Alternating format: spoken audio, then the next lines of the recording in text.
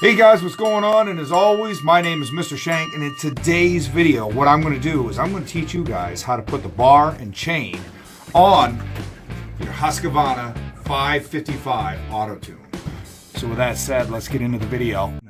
Okay, so right now, what we ought to get into is what it consists of for a bar and chain. Now, a lot of you guys out there may understand what a bar and chain is, but for a lot of first-time viewers or people that are not familiar with a chainsaw, let's show you guys what we're into here. And right there, this is your bar, okay? Now, I ended up purchasing the chainsaw, and I got a bar and I got a chain with it. So the only thing is that I've got to attach it. Now, you guys also might remember this video. Today's video, we're gonna do a little bit of a test drive on my brand new Husqvarna 555 chainsaw.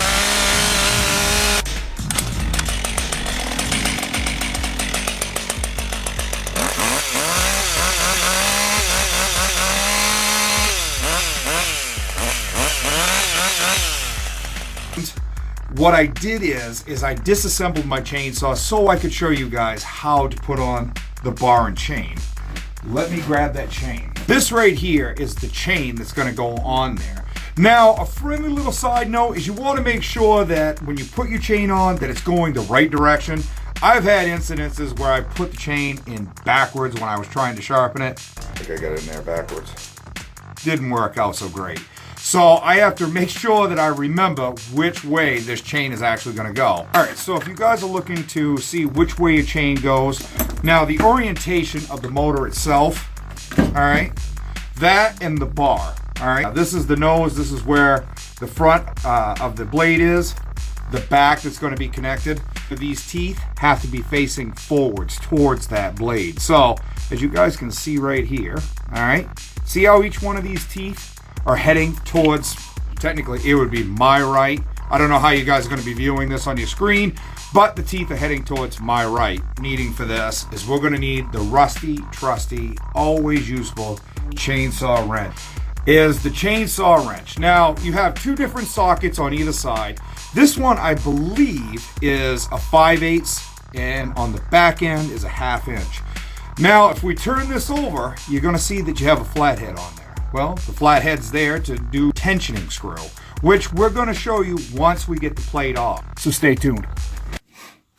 I found the GoPro. I've been looking for it.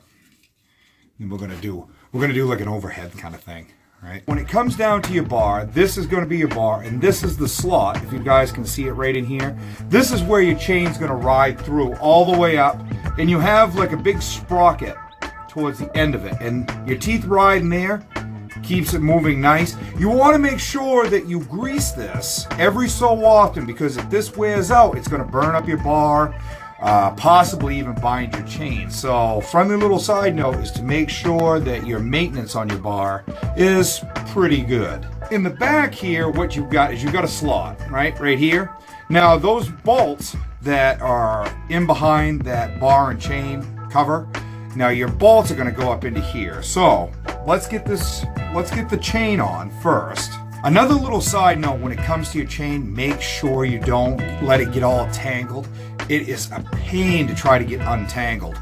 So right now I'm trying to make sure that I keep it as untangled as humanly possible, because I do not want to have to go into dealing with that. But yet again, you know, if you start wandering around and it gets slack and then all of a sudden twists and turns, then you got to try to figure all that out, and it's just nonsense. Or that your teeth are heading in the right direction. You don't want your teeth to head backwards. Now, if I was going to put this onto that bar, this is what it would be considered in reverse.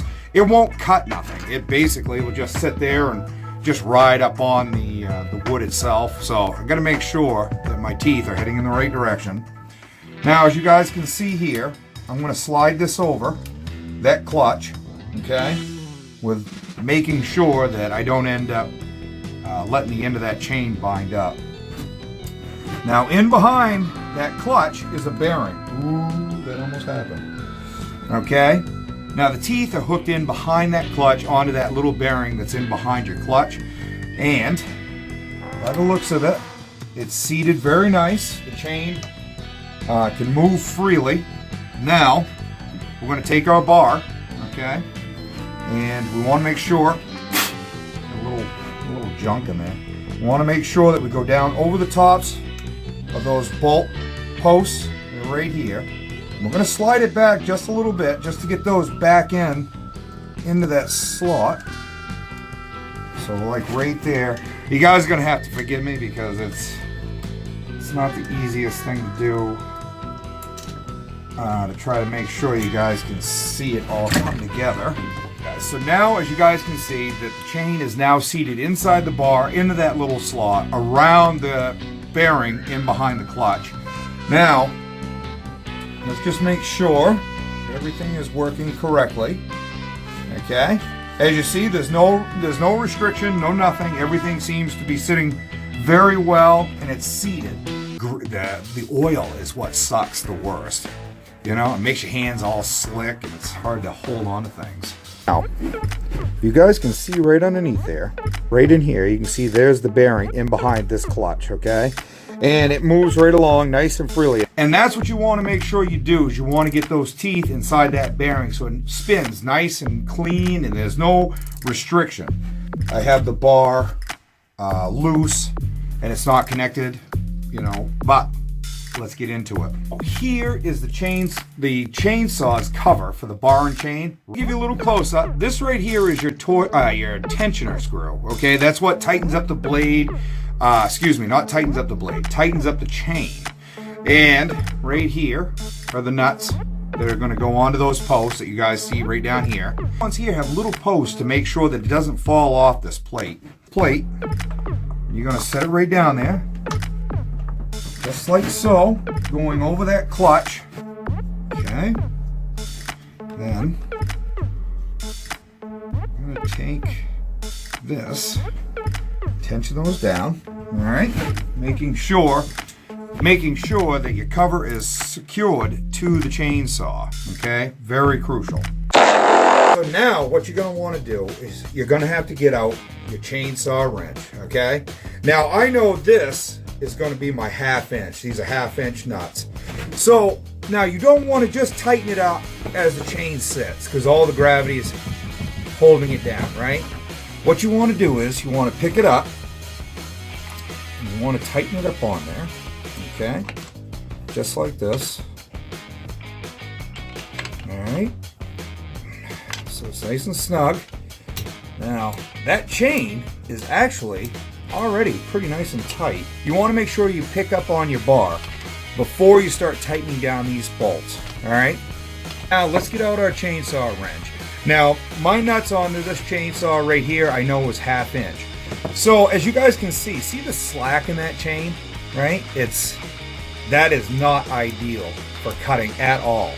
Now right down here where I showed you where that tensioner screw is, you want to turn that, whoops, also the right way. Now I've got to turn mine clockwise, okay? Now let's just test it.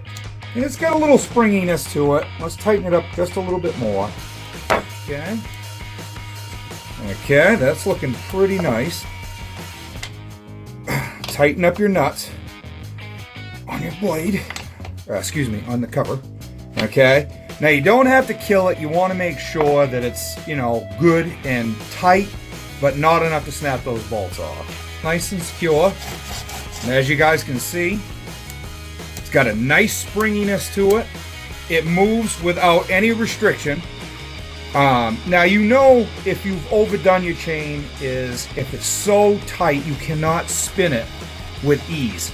And then you know you've underdone it or something is incorrect if that chain, as soon as it, instead of being springy, as soon as you pull it and it stays down, then you know you've done something wrong. Okay, now the brake is engaged, just like that. And as you guys can see, that's all done up. Okay, disengage the brake. Beautiful. Now, what I think we ought to do is we ought to try to start this bad boy up. So let's get the camera turned around so you guys can see me starting it up and see this thing in action. So if you guys can see out here, this is the kind of environment that I'm dealing with. I got a lot of snow, it's cold, but you know what? We just gotta keep marching on. So just like I said, now that I showed you about the chainsaw and the bar, to start it up so you guys can see it in action. There we go. Take a little bit further warm up.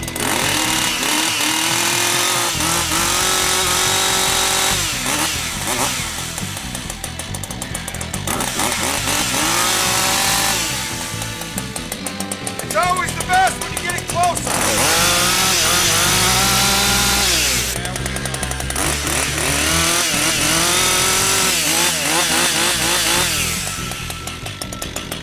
Got a little bit of oil on the lens. We'll wipe it off. Now that we've got it all back on, we were able to test fire it. The chain has still got a nice little spring to it. Moves very, very easily. The cover is nice and tight. So, I'd say that was a success.